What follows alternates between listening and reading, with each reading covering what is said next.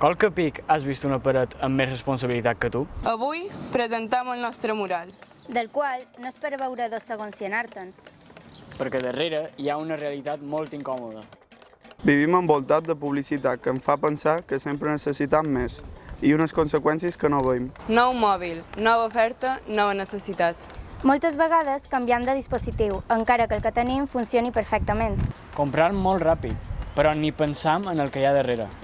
Perquè el problema no és la tecnologia, és el consum excessiu.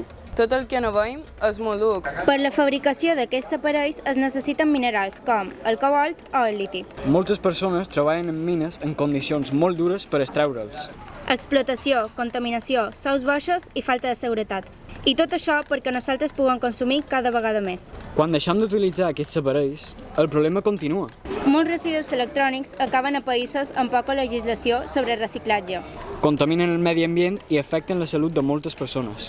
Són conseqüències que moltes vegades no veiem, però existeixen i passen dia a dia. Vine, Emma, anem a fer-nos una foto per pujar-la a les xarxes. Però, en sèrio vos esteu fent una foto? Que és que no ho entès un missatge? Això no és només un mural perquè quedi bé una història.